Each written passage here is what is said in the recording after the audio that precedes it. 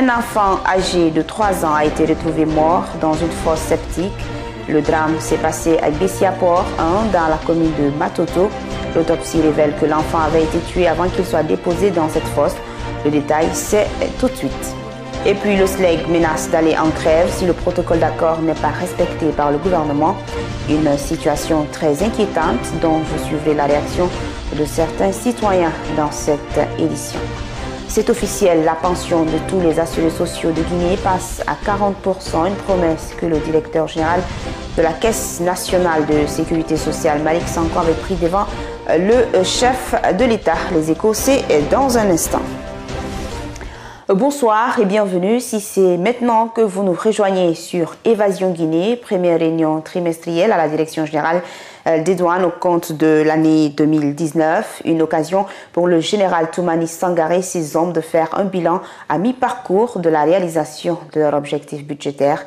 Le bilan est déjà satisfaisant. Mamadou Lamine Bari, reportage. Autour du directeur général des douanes, les différents responsables des directions régionales des douanes de Conakry et de l'intérieur du pays. C'est la première réunion trimestrielle de l'administration douanière. Objectif, dresser un bilan à mi-parcours, ce conformément aux recommandations de la réunion annuelle tenue en début d'année. L'objectif de notre réunion, c'est de voir quelles sont les unités qui ont effectivement fait le travail qui leur a été demandé, tant sur le plan quantitatif que sur le plan qualitatif. C'est-à-dire sur le plan quantitatif, il y a la mobilisation des recettes, mais sur les objectifs qualitatifs, il y a d'autres mesures qui concourent à la performance de l'administration des douanes. Au cours de cette réunion, les responsables des services régionaux des douanes passent pour présenter leurs rapports. Globalement, le bilan est satisfaisant. La loi des finances initiale 2019 a alloué à l'administration des douanes guinéennes une prévision de 7 800 milliards cette année. Alors, cette prévision a été mensualisée, ce qui fait que sur les 3 premiers mois, janvier, février, mars, la prévision a été fixée à 1908 milliards. Alors, sur les 1908 milliards de prévision, les services des douanes ont réalisé 2077 milliards, soit une plus-value de 169 milliards environ sur le premier trimestre. En dépit de ces résultats, il y a des améliorations à apporter dans certaines unités. D'abord, il y a certaines unités qui n'ont pas atteint leur objectif dans le cadre de la lutte contre les faux médicaments, par exemple. Vous avez constaté. Alors, lorsqu'on dit que le volume des faux médicaments saisis au port de Conakry était de 100 et quelques cartons, je me dis... Général Toumani Sangaré a annoncé que toutes les dispositions sont envisagées pour améliorer les performances de ces unités. Parmi ces mesures, on peut citer la mise en place d'une brigade mixte de lutte contre les faux médicaments. Diplomatie, le nouvel ambassadeur du Japon auprès de la Guinée était dans les locaux du groupe Évasion Guinée ce lundi, reçu dans l'émission La Cour des Grands, son Excellence Hideo Matsubara, donne son point de vue sur les relations de coopération entre la Guinée et le Japon. Je vous propose de suivre un extrait. Vous venez de le dire tout de suite, vous êtes en Guinée depuis janvier 2019. Est-ce qu'on peut connaître le rôle que vous jouez en tant qu'ambassadeur? Qu'est-ce que vous faites? Parce que depuis 60 ans, nous avons une bonne relation avec Guinée et le Japon, bien sûr. Et puis, nous avons soutenu Guinée et en pensant à la coopération économique. Mais à côté Guinée, c'est le gouvernement guinéen et nous soutenons plutôt envers international, par exemple élections, organisations internationales et puis envers des Nations Unies. Voilà. Et donc notre relation est très bon, mais en ce moment il y a 1 an et demi, Monsieur le Président et professeur le professeur Alpha Condé a visité et c'est la première fois au Japon. Donc je pense que c'est le moment très bon placé de relations. Pour renforcer les liens entre le Japon et la Guinée. C'est ça. Vous suivrez donc l'intégralité de cette interview dans l'émission La Cour d'écran demain mercredi à partir de 21h30 avec Aïssatou Bari. La société civile guinéenne multiplie les actions pour barrer la route à un éventuel troisième mandat. Un mouvement dénommé les Brassards Rouges est en gestation. Il est composé d'acteurs sociopolitiques, n'est-ce pas, Mamadou Lamine Bari? Après le Front national pour la défense de la Constitution, c'est un autre mouvement sociopolitique qui est annoncé. Son nom, les Brassards Rouges. Une plateforme nationaliste qui a 3 revendications fondamentales. Les Brassards Rouges est un mouvement nationaliste populaire qui a été initié par des jeunes acteurs de la société civile et des jeunes acteurs politiques et quelques mouvements de jeunes et de femmes. Et nous avons principalement 3 revendications principales, bien que nous avons d'autres revendications. La première revendication, nous demandons le retrait pur et simple des députés et à l'hémicycle puisqu'ils sont à terme de leur mandat. Seconde revendication que nous avons, c'est de dire non au éventuel troisième mandat. Et troisième revendication, c'est de dire non à un éventuel glissement de calendrier d'air qu'on est en train d'observer. Sur la question de savoir pourquoi ce mouvement a pour symbole le brassard rouge, son co-président répond. C'est juste une idée. Et vous savez, souvent, nos mamans, généralement quand elles sont en colère, les femmes, vous les voyez souvent en brassard rouge. Et c'est un signe qui ne date pas d'aujourd'hui. C'est vrai que nos mamans l'ont souvent brandi à des moments de colère. Ça a souvent existé. Une revendication sociale, il faut bien porter un symbole. Il faut qu'on ait un symbole autour duquel chacun peut s'y reconnaître. Pour moi, c'est aussi ça l'esprit de la chose. Dans les prochains jours, ce mouvement sera officiellement lancé à Conakry. Justice dans cette édition tenue hier lundi au tribunal de première instance de Kaloum de l'audition de Dr Faya Milimono et si ils sont reprochés de troubles à l'ordre public. Après cette séance, les 12 autres protestateurs interpellés ont bénéficié d'une liberté officielle. Cependant, le leader du bloc libéral, lui, reste pour le moment sous contrôle judiciaire. Reportage Faya Moussa de Kamano et Mohamed Sangari. Le pool d'avocats chargé de la défense de Dr Faya Milimono, ayant à sa tête Maître Kabele Kamara, avocat au barreau de Guinée, a rencontré ce matin le procureur près le tribunal de première instance de Kaloum qui a décidé de l'ouverture d'une information judiciaire en saisissant le doyen des juges. C'est ce dernier qui les a interrogés et inculpés pour attroupement et trouble à l'ordre public. Mais l'avocat en charge du dossier défend. Le doyen des juges a reçu nos clients individuellement. Ils ont été interrogés et inculpés des faits d'attroupement et de troubles à l'ordre public. J'avoue que selon la loi, l'information judiciaire est secrète, mais je pourrais vous dire que tous nos clients ont systématiquement rejeté les faits mis à leur charge. Donc, ils ont été remis en liberté tous, sauf Dr Faya Milimono, au dire du juge d'instruction qui sera placé sous contrôle judiciaire. Et l'interrogatoire sur le fond commence demain. Mais nous restons confiants. Nous pensons que nos clients bénéficient de la présomption d'innocence. Nous pensons qu'ils n'ont fait qu'exercer un droit constitutionnel prévu par la loi. Ils n'ont pas manifesté dans la violence, ils n'ont commis aucun trouble et nous rejetons systématiquement tout ce qu'on leur reproche. La liberté d'expression est défendue par la Constitution guinéenne, mais elle semble menacée ces derniers temps, martèle ce jeune activiste. Nous assistons au musellement de l'expression de ce droit fondamental et constitutionnel. Donc nous sommes là dans un premier temps pour un esprit de solidarité vis-à-vis du bloc libéral, mais aussi à son président, Dr Faya Milimono. Aussi pour rappeler au Front national pour la défense de la Constitution, qui est aujourd'hui l'instance fédératrice des organisations de la société civile, mais aussi des partis politiques, afin de réitérer encore une fois de plus nos voeux, afin que ce front puisse exiger des partis politiques de l'opposition qui ont siégé à l'Assemblée nationale de se retirer. Parce qu'il est inconcevable de vouloir défendre la Constitution et être avec des entités qui violent cette même Constitution. Parce qu'il n'y a aucun argument juridique ni politique qui puisse sous-tendre le fait de siéger à l'Assemblée nationale. Donc nous réitérons ces voeux afin que nous soyons de plus en plus cohérents vis-à-vis du peuple de Guinée. En attendant le dernier mot sur le sort du leader du bloc libéral, Dr Faya Milimono reste sous contrôle judiciaire qui débutera demain au tribunal de première instance de Kaloum. Ses partisans, inculpés comme lui, ont bénéficié d'une mise en liberté en attendant l'ouverture d'un procès au terme de l'instruction. Un enfant de 3 ans et quelques mois a été retrouvé mort dans une fosse septique à Guessia-Port 1 dans la commune de Matoto chez un voisin après plusieurs jours de recherche.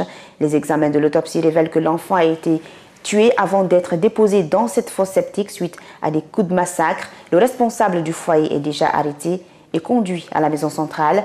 L'une de nos équipes s'est rendue sur les lieux. Suivez les explications de Ali Batra Kamara et Suleiman Souma.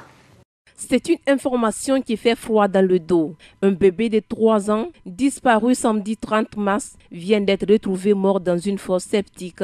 L'acte s'est produit à Guessia-Port 1. Je suis rentré vers les 18h à la maison.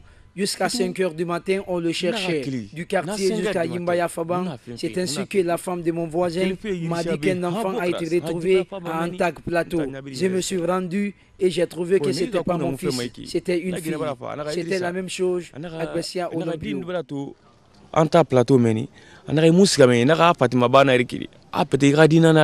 Cet acte ignoble crée aussitôt la panique dans la cité. Et chacun tente de donner sa version. Le père de l'enfant sous le choc apporte des précisions. On m'avait dit que mon fils est gardé quelque part dans le quartier.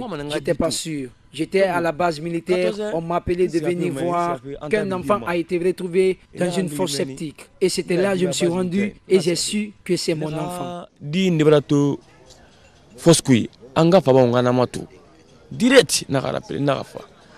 La famille de la victime pointe du doigt un de ses voisins qu'il estime être le présumé auteur de ce drame. Le concerné se trouve présentement dans les mains des autorités.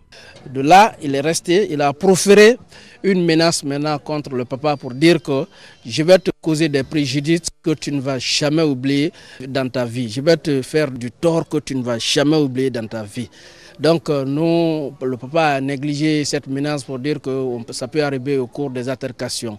De là, maintenant jusqu'au mardi, que l'un de ses enfants se lavait. Maintenant a senti l'odeur nauséabonde maintenant de l'enfant, du corps qui était en état de putréfaction. Nous avons informé maintenant la police, nous avons informé la gendarmerie, nous avons informé la Croix-Rouge. Les cas de viol et d'assassinat sont devenus très récurrents à Conakry. Pour bannir ce fléau, les habitants de la capitale plaident pour une prise de conscience et demandent de l'assistance auprès des autorités. Éducation, dans cette édition, le syndicat libre des enseignants et chercheurs de Guinée menace d'aller en grève si le protocole d'accord n'est pas respecté par le gouvernement. Sur le sujet, des citoyens ont montré leur inquiétude. Vous entendrez leur cri de cœur dans ce reportage de Mama Aïssata Tawel Kamara.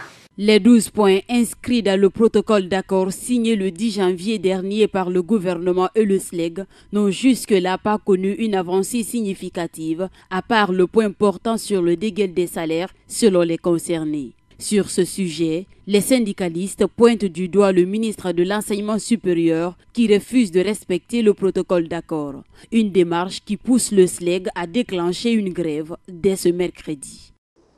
Considérant que le ministre de l'Enseignement supérieur est membre du gouvernement, signataire de ce protocole, considérant sa réticence face à toutes les instructions à cette date, nous n'avons reçu aucun acte de la part du gouvernement, n'est-ce pas, pour le respect dans son intégralité du protocole signé, du protocole d'accord. Le syndicat libre des enseignants et chercheurs de Guinée, SLEG, et l'USTG, l'Union syndicale des travailleurs de Guinée, décident de déclencher une grève. Interrogé sur la question, ce citoyen appelle le SLEG et le gouvernement sur une table de négociation afin d'éviter une année blanche. Bon, je crois qu'il est lieu de solutionner ce problème avant que ça empire. Parce que d'abord, depuis l'année, depuis la rentrée jusqu'à là où nous sommes aujourd'hui, il n'y a pas eu d'études.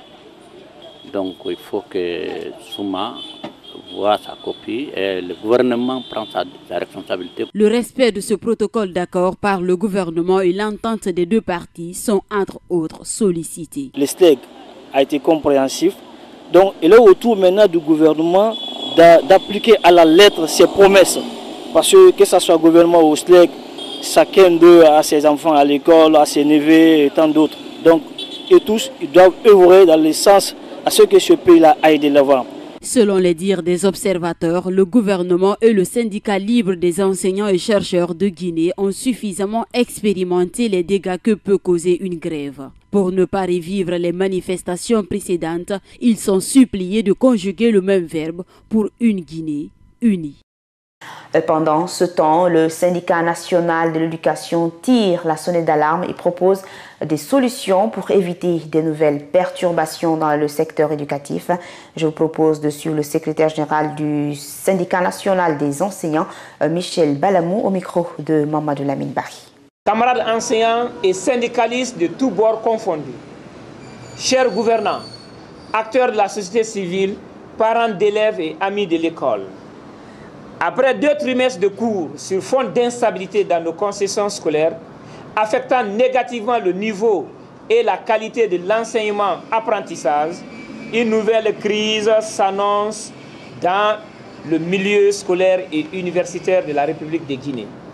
Face à cette situation qui n'honore personne et qui risque d'hypothéquer l'avenir de nos enfants, le SNE interpelle le gouvernement et ses partenaires sociaux à plus de responsabilités. Ayant constaté un taux d'échec exceptionnel aux différents examens nationaux, session 2018, dû à une paralysie partielle ou complète de notre école, il devient désormais urgent, voire impérieux, de savoir raison garder de part et d'autre afin de sauver cette année scolaire. Pour remédier à ces problèmes, le SNE propose l'organisation d'un forum national inclusif sur le dialogue social permettant d'aboutir à la signature d'une trêve sociale et d'un protocole d'accord inclusif tenant en compte toutes les aspirations des structures syndicales. La participation de toutes les structures syndicales dans le processus d'assainissement du fichier d'éducation afin d'obtenir un résultat fiable et consensuel. Je vous le disais également dans les titres, c'est un engagement qu'il avait pris devant le chef de l'État au mois de janvier dernier. Le directeur général de la Caisse nationale de sécurité sociale vient d'augmenter la pension de tous les assurés sociaux en Guinée à 40%. Après donc les retraités de FRIA, ceux de Cancan sont aussi rentrés en possession de leur pension ce mardi. Et là-bas également, les bénéficiaires n'ont pas manqué de remercier Malik Sankon pour les efforts consentis. Nabi Kamara et Sidiki Bangora. Les retraités de Kankan Nabaya retrouvent enfin le sourire après l'augmentation de leur pension. Une pension qui est passée de 440 à plus de 600 000 francs guinéens le trimestre. Une cérémonie qui a enregistré une forte mobilisation des personnes de 3e âge. À cette occasion opportune, les assurés sociaux de Nabaya ont d'abord exprimé leur immense joie avant de remercier le président Alpha Condé et Elhadj Malik Sankon pour cette initiative de salut public. Je suis très content. Et ça va droit au cœur. Je remercie M. le Président de la République et le directeur général de la Caisse nationale de sécurité sociale. Ils ont consenti un effort pour l'amélioration de la vie des retraités. C'est très important. Depuis son accession au pouvoir, il a pensé à améliorer la situation des retraités. Ça va dans le sens même, n'est-ce pas, de l'évolution sociale. Nous sommes très contents, On ne fait que le remercier. Nous sommes très contents, nous sommes très joyeux. Cela nous va droit au cœur. Nous ne pouvons que remercier le chef de l'État, son gouvernement, son Premier ministre et surtout M. Elhadj Malik Sankon. Venu présider le lancement de cette paie de la pension des retraités, le préfet de Kankan a souligné que cette augmentation va réduire la pauvreté dans sa localité. Remercier le chef de l'État, le directeur de la Caisse nationale de sécurité sociale, pour avoir rehaussé de façon substantielle les pensions de retraite des Kankanais, des Guinéens. Cela va encore réduire substantiellement la pauvreté dans notre pays. Et je crois que c'est vraiment dire merci au professeur Alpha Condé et que nous sommes derrière lui. Même son de satisfaction chez le directeur des antennes et agences de la Caisse nationale de sécurité sociale. Pour lui, Elhadj Malick Sankon est toujours au service des retraités de Guinée. Je suis animé aujourd'hui d'un sentiment de fierté et de réconfort moral. La promesse que Malick Sankon a tenue sous l'autorité de notre cher président et le conseil d'administration de la Caisse nationale de sécurité sociale, Malick Sankon a tenu ses promesses et ce sont ces effets que nous voyons à Kankan aujourd'hui. Je suis très comblé de joie. Il continue à le faire. On est en train de se battre sur le côté, les réformes continuent et on se bat, on ne s'arrête pas. Vous savez qui est Malick Sankon? Et quand il promet, il réalise. Donc ce combat-là continue jusqu'à l'émergence du pays. Comme pour dire que le directeur général de la Caisse nationale de sécurité sociale est déterminé à assurer un meilleur cadre de vie à l'ensemble des retraités de Guinée. Les marchés de la capitale se trouvant en bordure de route sont entourés par des murettes. Ce geste du gouvernement est hautement apprécié par les citoyens de la capitale, mais certaines femmes indélicates tentent toujours de vendre derrière ces murettes. Sontifori Souma. C'est dans le souci de réduire les accidents de la circulation et freiner les embouteillages monstres que le gouvernement guinéen a érigé des murettes tout au long des marchés se trouvant en bordure des routes. L'acte est salué par bon nombre de citoyens, mais certaines marchandes continuent à vendre derrière les murettes pendant la soirée. Même avec ce mur, les femmes viennent vendre derrière parfois. C'est les policiers qui les dégagent le soir. Nous vendons dans une cour, martèle Fatoumata Silla. Un avis non partagé par Foulématou Keïta. Nous faire entourer par ce mur nous a fait plaisir. Ça permet de réduire les accidents.